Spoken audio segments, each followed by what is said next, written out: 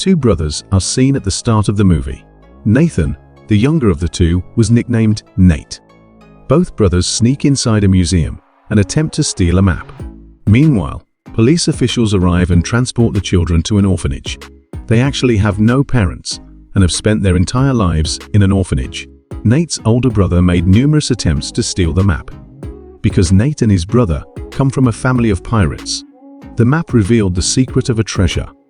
The orphanage's sister informs the officer, "You can take Nate's older brother because he's still pretty young," because despite being restrained, he used to rob. However, Nate's older brother refuses to hand himself to police. As a result, he decides to depart. He enters his room in order to pack his belongings. Nate tells his older brother, "I can't live without you."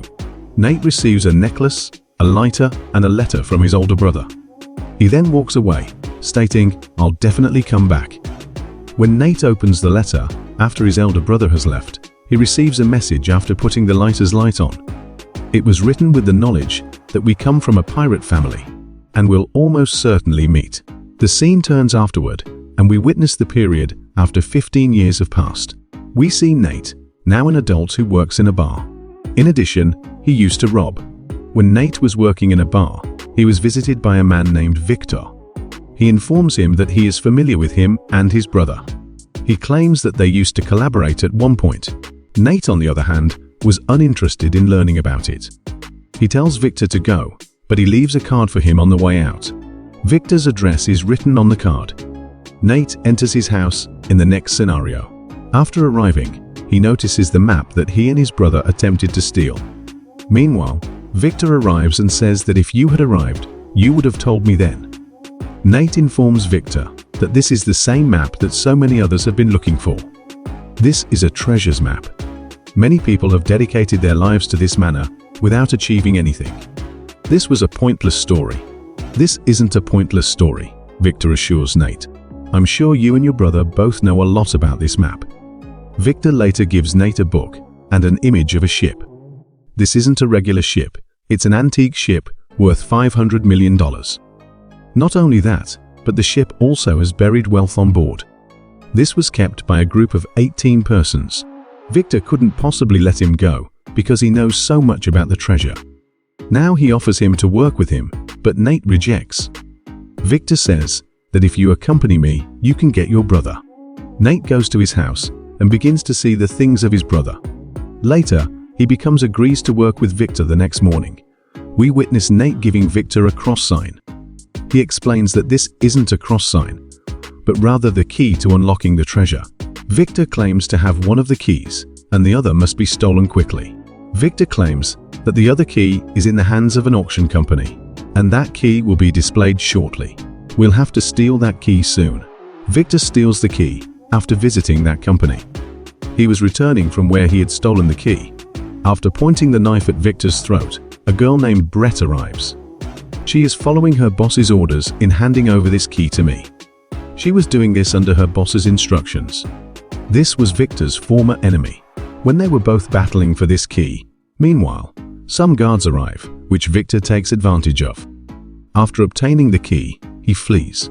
Victor travels to Barcelona after receiving the key.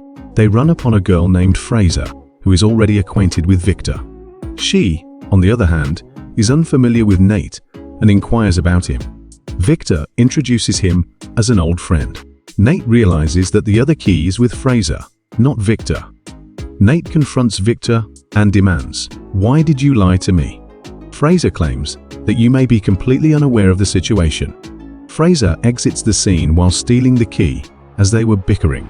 Frazer was rushing ahead of Nate as they chased each other. Frazer, who was seated in her car, was preparing to go. However, Nate appears in front of her car, and Victor also comes there. He tells Frazer to grab the entire treasure, but you have no idea what it is. Only Nate is aware of the situation, and after hearing it, Frazer agrees to work with them. Nate tells them that the treasure was hidden near the church by those 18 people many years ago. They arrive at the church. After arriving, Nate begins to notice the cards that his brother has handed him. As a result, he is confident that he is in the right place. 3 of them are now hiding in the church's basement. They find the key's activation location. The key was hidden beneath the statue. They don't know, however, in which direction the key should rotate. Both keys must be rotated clockwise, Victor reads in the book. As a result, arrows start to erupt from the statue. 3 of them, though, remain uninjured. After taking the risk once more, Nate and Frazer rotate in an anti-clockwise direction. After that, a path appears behind the statue. The path took a way through a cave. Later, Nate informs Victor that we must use separate routes when traveling there. He claims that Frazer and I will take the same way. You'll take one path, and Victor and Nate connect their phone's GPS. One way leads to Nate and Frazer, while Victor takes another path. Nate and Frazer come to a bar while walking via the underground path. There was a secret way there that no one knew about. Some people attack them before they leave that path. To stop him, Nate fights with him. Frazer, on the other hand, is attempting to open the door. Nate and Frazer depart from there after the door is opened. They discover a third door that can be opened with the cross key can open. Water begins to flood the door as Frazer tries to open it. Because the first door must be opened before the second door can be opened. Only Victor can open it. Victor was attempting to open the door on the other side. Meanwhile, the same girl who had previously attacked him appears. Both of them are in a fierce battle. Nate and Frazer, on the other hand, were caught in the water and about to pass out. Victor knocks the girl out and places the key on the locked door. Nate and Frazer eventually make it out of that door safely. It was now my turn to enter the final door. However, no one knows how to unlock that door. Victor was keeping an eye on them from a hole outside. Meanwhile, Nate employs his intellect and requests that Frazer deliver the other key from Victor. Victor, on the other hand, does not trust them and refuses to hand up the other key. Victor eventually hands over the key because he doesn't have any other choice. On the door, Nate notices a symbol. When Nate combines the 2 keys, the same symbol appears on the door. As a result, they open the door. When they walk through that door, they see 3 giant pots. Victor, on the other hand, kept pestering Nate with questions about the treasure. Nate turns Frazer upside down to discover what's inside the pots. When Frazer looked into the pots, he noticed that there was a lot of salt in them. It implies that there was no treasure to be found. Meanwhile, one of the 3 pots breaks. They notice that a map appears from there. This was the actual map for getting to the treasure. Frazer raises his gun at Nate as he sees him. "What do you think?" she says. "Victor has told you the truth." She fires the gun at Nate's head, knocking him unconscious. She goes from there after, taking the map from there. She also takes the keys with her as she leaves. Victor later approaches Nate and observes him faint. They learn Frazer has deceived them when Nate wakes up. When Nate regains consciousness, he inquires about his brother. "What you've kept concealed from me and what you've kept hidden from me."